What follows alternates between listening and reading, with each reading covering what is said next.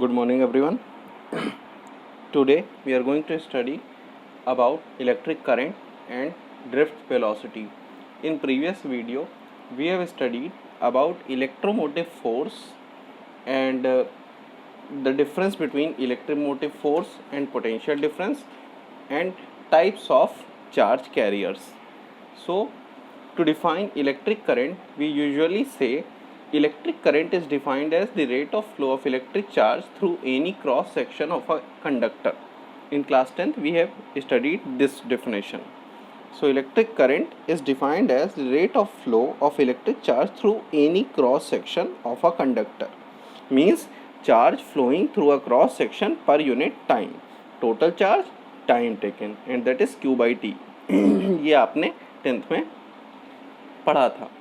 तो अब जनरली अगर हम प्रैक्टिकल बात करें तो कभी भी चार्ज या चार्ज कैरियर्स जो होते हैं वो स्टीडली फ्लो नहीं करते हैं. स्टीडली फ्लो मतलब समझ रहे हैं कि एक कंटिन्यूएशन में एक नियत वेलोसिटी से फ्लो नहीं करते हैं. कभी कुछ चार्जेस ज़्यादा होते हैं, कभी चार्जेस कम होते हैं. तो इसलिए अलग अलग छोटे छोटे समय में हम स्टीडी फ्लो देखते हैं, लेकिन जब समय हमारा बड़ा होता है तो वो स्टीडी फ्लो नहीं होता है. ठीक है, तो इस केस में अगर हम इसी को मॉडिफाई करना चाहें अपने इस रिलेशन को, तो हम कह सकते हैं कि बहुत छोटे टाइम के लिए, अलग अलग समय के लिए अगर हम चेंजेस यानी चार्ज फ्लो पर यूनिट पर charge flow from any cross section measure करते जाएं और सभी को, और वो जो रेशियो होगा यानी बहुत छोटे समय में बहुत छोटा चार्ज ट्रांसफ़र, तब उसको हम कह सकते हैं इंस्टेंटेनियस करंट. ठीक है, तो और उसको कैसे डिफाइन कर सकते हैं कि एक निश्चित टाइम टी में जहां आपका लिमिट्स लगा के हम ये कहते हैं कि बहुत छोटा टाइम इंटरवल हमने लिया, डेल्टा टी टेंड्स टू 0, और उस केस में delta Q by delta T हमारा क्या कहलाता है, यानी limit this will be called instantaneous current. ठीक है, तो हम इसको एक और तरह से डिफाइन कर सकते हैं, that is current through a conductor at any time is defined as the first derivative of charge with respect to time passing through a cross section of the conductor in a particular direction. अब देखिए first derivative का क्या मतलब है. जब delta T tends to 0 होता है तो आपको 11th क्लास में पढ़ाया गया था कि डेल्टा डी में कन्वर्ट हो जाता है, यानी बहुत छोटा variation D by D T कर सकते हैं डेल्टा बाई डेल्टा टी को. यानी यही हमारा क्या हो गया, इंस्टेंटेनियस करंट IT हो गया. और इसी को हमने क्या कहा, first derivative of charge with respect to time passing through any cross section.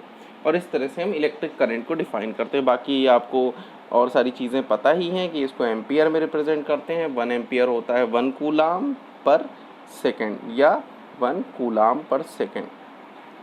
ठीक है, और अगर हमें 1 एम्पियर की डेफिनेशन बनानी हो तो 1 एम्पियर वो करंट है जो किसी क्रॉस सेक्शन में 1 कूलाम चार्ज अगर 1 सेकेंड में पार करता है या मूव करता है किसी क्रॉस सेक्शन के through. So 1 ampere current is said to be if 1 coulomb of charge is flowing per second through any cross section of the conductor. ये हम कह सकते हैं ऐसा. ठीक है, अब देखिए जनरली होता क्या है, जब कोई हमने एक सॉलिड कंडक्टर लिया तो उसमें से चार्ज कैरियर्स एकदम स्टीडली फ्लो नहीं करते हैं. ठीक है, वहाँ पे रैंडम इंटरेक्शंस भी होते रहते हैं, टक्कर होती रहती है. और इसके कारण अब आप देखिए, अगर एक वायर है तो वायर में यहाँ से अगर कुछ चार्ज कैरियर्स चलते हैं और जितने चार्ज कैरियर यहाँ से इधर मूव करेंगे, मान लीजिए यहाँ से मैंने बैटरी जोड़ी, एक सेल जोड़ा और इस तरह से मैंने एक कॉपर वायर है उसमें जोड़ लिया. अब आप किसी भी समय देखिए, जब यहाँ से करंट मूव कर रही है तो जितने भी चार्जेस हैं वो इधर से मूव करते हैं, इंटर करते हैं, उतने ही चार्जेस यहाँ से निकलते हैं. अब इसमें मेनली कहने का सेंस ये है कि जितने भी चार्जेस एक कंडक्टिंग वायर में इंटर करते हैं उतने ही निकल रहे हैं.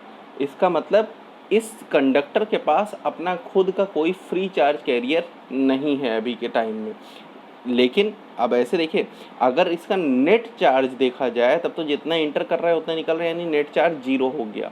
ठीक है, लेकिन अगर हम कंडक्टर और इंसुलेटर में अंतर पता करते हैं तो हम क्या कहते हैं कि कंडक्टर वो मटेरियल है जिसके पास फ्री चार्ज कैरियर होता है। तो फ्री चार्ज कैरियर का मतलब सीधा ये सेंस होता है कि उसके एटम्स के जो आउटर शेल में इलेक्ट्रॉन्स हैं वो बहुत ही लूजली बाउंड है, यानी हल्का सा भी अगर हमने उनको इलेक्ट्रिक फील्ड में रखा तो उनमें चार्जेस एटम से निकल के बाहर मूव करने लगते हैं या फिर इलेक्ट्रॉन एटम को छोड़ देते हैं, और वो कहते हैं कि वहाँ फ्री चार्ज कैरियर्स हो गए।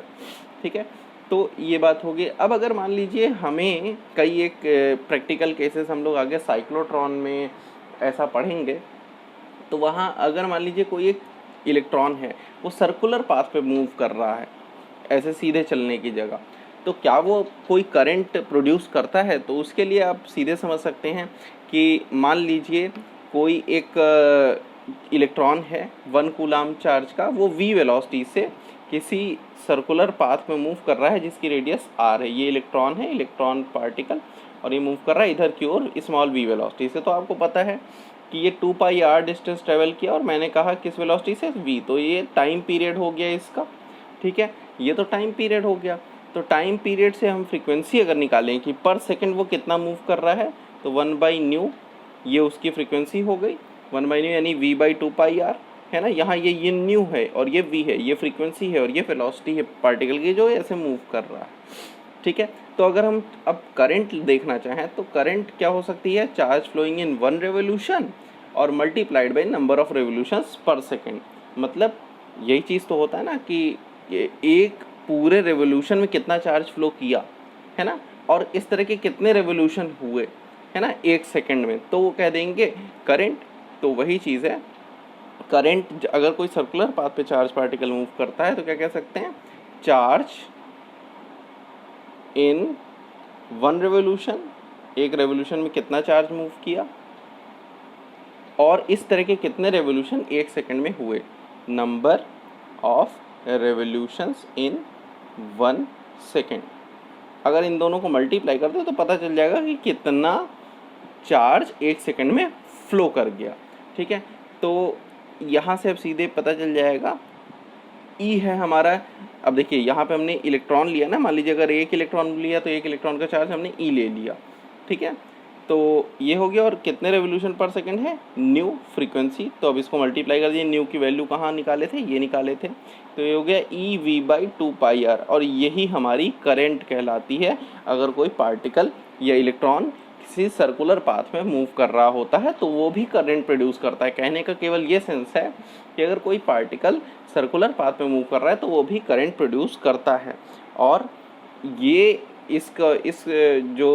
जो क्या कहते हैं हम लोग ये देख रहे हैं, ये पूरा इसको हम लोग आगे अगले क्लासेस में जब हम इलेक्ट्रिसिटी या मैग्नेटिज्म पढ़ेंगे कि एक मैग्नेटिज्म कैसे प्रोड्यूस हो रहा है, वहाँ पे हम मैग्नेटॉन पढ़ेंगे। वो सारी चीज़ें हम लोग इसी के थ्रू पढ़ते हैं, वो आगे के चैप्टर्स में हमें मिलेंगी। ठीक है, तो ये एक क्वांटिटी हो गई। अब देखिए डायरेक्शन, जो आप लोग को 10th में भी बताया जाता है कि ये जो करंट की डायरेक्शन होती है वो एक्चुअल चार्ज कौन मूव करता है? इलेक्ट्रॉन। तो इलेक्ट्रॉन के चलने की डायरेक्शन की उल्टी होती है, यानी इलेक्ट्रॉन जिस तरफ मूव करता है उसकी अपोजिट डायरेक्शन के मूवमेंट को हम क्या कहते हैं? कन्वेंशनल करंट की डायरेक्शन। ठीक है, और इस तरह से हमने बाकी सारी चीज़ों को डिफाइन किया हुआ है। तो आप डायरेक्शन भी याद रखिएगा कि कन्वेंशनल करंट जो होती है वो इलेक्ट्रॉन के मूव करने की अपोजिट डायरेक्शन होती है। अब दूसरा एक और चीज़ है कि करंट स्केलर क्वांटिटी है कि वेक्टर? करंट स्केलर क्वांटिटी है कि vector? Is a scalar quantity. अब ये स्केलर क्यों है? ये इसकी तो दिशा है, हमने डिसाइड किया है कि इलेक्ट्रॉन के चलने के अपोजिट डायरेक्शन है। लेकिन स्केलर क्वांटिटीज वो क्वांटिटी होती हैं जो vector law of addition follow नहीं करती हैं। वेक्टर लॉ ऑफ एडिशन क्या कहता है? अब देखिए वेक्टर लॉ ऑफ एडिशन के अकॉर्डिंग अगर कोई एक करंट इधर से आई गई, ठीक है, ये मान लीजिए I0 है, ठीक है, एक इसका पार्ट इधर मुड़ गया, एक तार ऐसे जोड़ा हुआ था जो उधर मुड़ गया, इसको मैंने I1 नाम दिया, इसको मैंने I2 नाम दिया। ठीक है, तो यहाँ हम आगे चल के अभी हम और लॉस पढ़ेंगे तो हमको वहाँ एक मिलता है KCL, किरचॉफ्स किरचॉफ एक साइंटिस्ट थे, उनके नाम पे किरचॉफ्स करंट लॉ, कि मतलब एक नोड पे जितनी इलेक्ट्रॉन्स आ रहे हैं या जितनी करंट आ रही है उतने ही आगे बढ़ रहे हैं, यानी आई नॉट जो होगा वो I1 + I2 के बराबर होगा, ये करंट जो आएगी।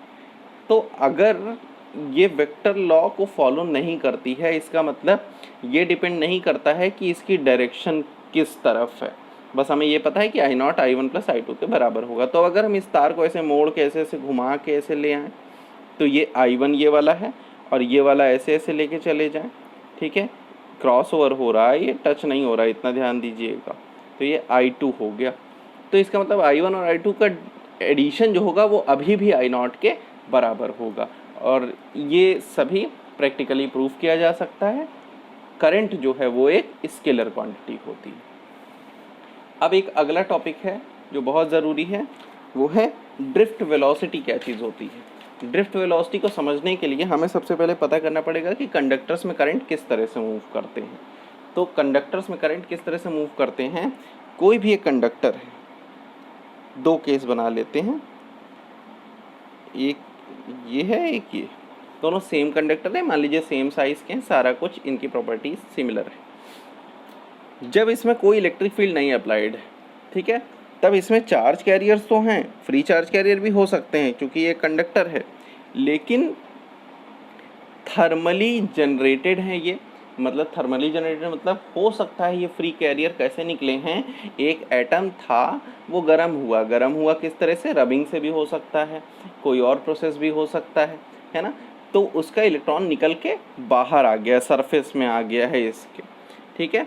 अब ये इलेक्ट्रॉन्स मूव कर रहे हैं, लेकिन ये कैसे, थर्मली जनरेटेड इलेक्ट्रॉन्स हैं, इनके पास कोई एक निश्चित डायरेक्शन नहीं है। इस तरह के बहुत सारे चार्ज कैरियर रैंडम मोशन में मूव कर रहे हैं, कोई ऐसे है, कोई ऐसे है, कोई ऐसे है, ये है, रैंडम मोशन में।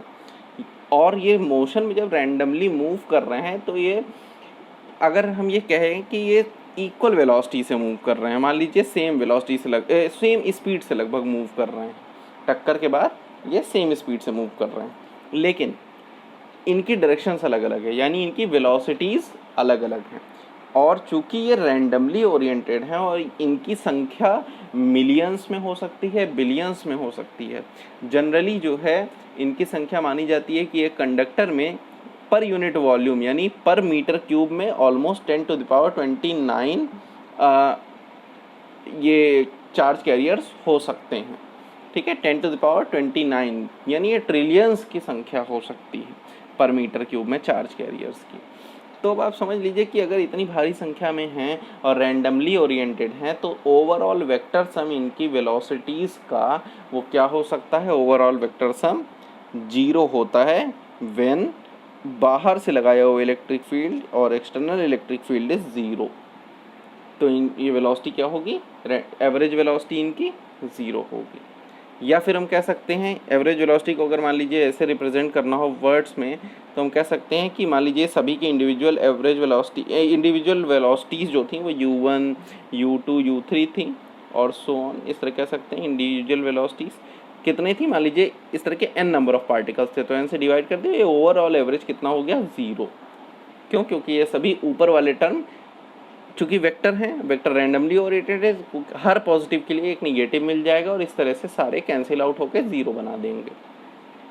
अब अगर इसी कैरियर में मैंने इलेक्ट्रिक फील्ड अप्लाई कर दिया एक दिशा में, ऐसे इधर से इधर, तो ये जितने भी रैंडम ओरिएंटेशंस थे वो इधर इधर कुछ ये जो पार्टिकल्स थे, हर बार जैसे एक पार्टिकल यहाँ से ऐसे टकराया फिर वो थोड़ा एक्सिलरेट होता है इलेक्ट्रिक फील्ड की दिशा में, यानी हर पार्टिकल को एक एक्सिलरेशन फील होगा, हर पार्टिकल को एक एक्सिलरेशन फील होगा किधर की तरफ, इलेक्ट्रिक फील्ड की डायरेक्शन में, ठीक है।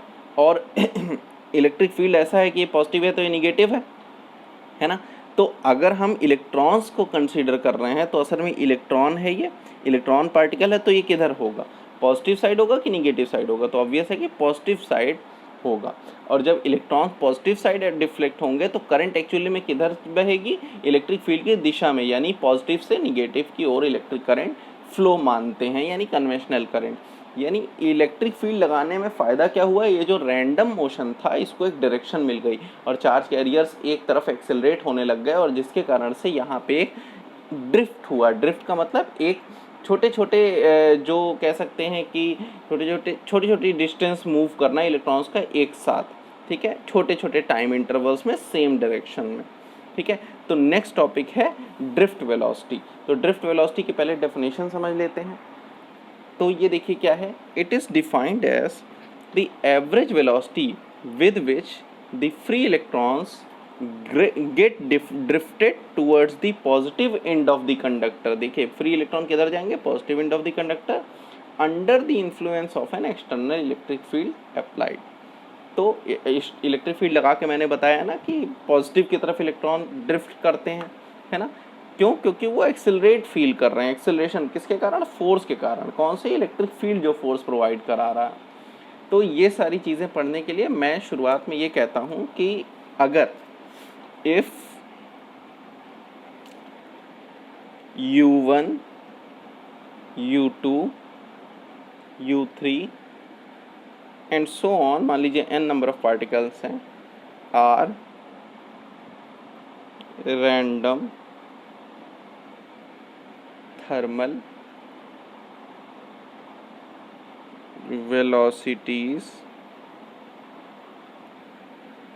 of n free, कितने free electrons? n free electrons,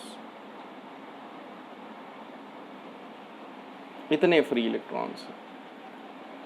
कैसा कंडक्टर है? एक मेटल कंडक्टर मान लो।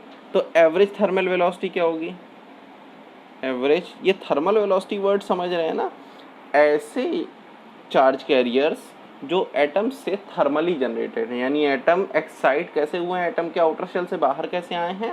थर्मली जनरेटेड, यानी टेम्परेचर बढ़ गया है तो बाहर आ गए हम। टेम्परेचर आपको पता है, फ्रिक्शन, रबिंग, इनमें से किसी भी तरीके से हो सकता है। एवरेज थर्मल वेलोसिटी क्या होगी?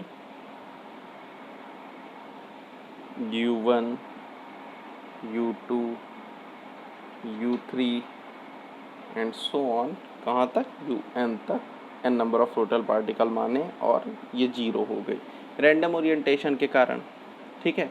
ये तो पहली एक बात हो गई, ठीक है।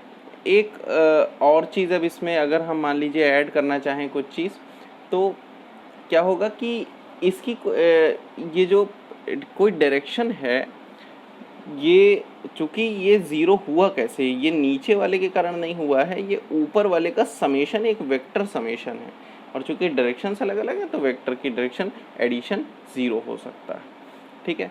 तो यहाँ पे अब कुछ चीज़ समझ लेते हैं कि जैसे इलेक्ट्रिक फील्ड अप्लाई होने के बाद ये सभी चार्ज कैरियर्स छोटे छोटे एक्सिलरेशंस फील करते हैं, ठीक है। और एक्सेलरेशन फील करेंगे तो इनकी वेलोसिटी में, जब हमने इलेक्ट्रिक फील्ड लगा दिया तो यानी initial velocity U1 U2 U3 थी, अब हमने इलेक्ट्रिक फील्ड लगा दिया कैरियर में, यानी अब हमारा जो वायर है उसमें हमने इलेक्ट्रिक फील्ड, मान लीजिए मैंने कहा कि E इलेक्ट्रिक फील्ड लगा दिया। तो इलेक्ट्रिक फील्ड लगाया जब हमने, तो आपको पता है कि इलेक्ट्रिक फील्ड यहाँ हमें कांस्टेंट अप्लाई कर रहे हैं, यानी हर पार्टिकल को एक कांस्टेंट एक्सेलरेशन फील होगा, ठीक है। और हर पार्टिकल को एक कांस्टेंट एक्सेलरेशन फील होगा, वो कितना होगा उसको अब देखते हैं। तो देखिए इलेक्ट्रिक फील्ड लगाया है और कौन सा पार्टिकल मूव कर रहा है? इलेक्ट्रॉन। तो फोर्स कितना होगा? फोर्स हर पार्टिकल किस टाइप का है? इलेक्ट्रॉन है, तो हर पार्टिकल E है, इलेक्ट्रॉन। तो आपने पढ़ा होगा फोर्स था QE, है ना, QE हमने पढ़ा था फर्स्ट चैप्टर में। तो यहाँ पे Q है E, लेकिन कैसा? -E, क्योंकि इलेक्ट्रॉन है, और इलेक्ट्रिक फील्ड E। तो इतना फोर्स हर पार्टिकल फील करेगा। अब जब ये फोर्स फील इतना करेगा तो एक्सेलरेशन कितना होगा? एक्सेलरेशन क्या होता है? एक्सेलरेशन होगा फोर्स अपॉन मास। कितना होगा? मान लीजिए A से रिप्रेजेंट किया तो एक्सेलरेशन A जो होगा फोर्स अपॉन मास। मास किसका? इलेक्ट्रॉन का, क्योंकि इलेक्ट्रॉन ही हैं जो फोर्स फील कर रहे हैं। इलेक्ट्रिक फील्ड लगने के कारण ये इलेक्ट्रॉन्स ही हैं सब। तो फोर्स डिवाइडेड बाई मास। तो ये पूरा ऊपर वाला न्यूमरेटर काम कर रहा है फोर्स का, m काम कर रहा है हमारा मास का। तो इतना एक्सेलरेशन हर पार्टिकल फील करेगा, यानी एक्सेलरेशन हर पार्टिकल को कांस्टेंट फील होगा, कितना, -EE/m। अब देखिए इनिशियल वेलोसिटी पता हो और एक्सेलरेशन पता हो तो हम न्यूटन की फर्स्ट इक्वेशन ऑफ मोशन से और इस्तेमाल करके हम फाइनल वेलोसिटी निकाल सकते हैं, यानी फील्ड अप्लाई होने के बाद की वेलोसिटी निकाल सकते हैं, ठीक है ना। तो उसको देखते हैं। At any instant of time after application of field E, ठीक है ना, इलेक्ट्रिक फील्ड लगाने के बाद। सो ये थर्मली एक्वायर्ड एनर्जी जो होगी वो कुछ चेंज हो जाएगी। So velocity acquired will B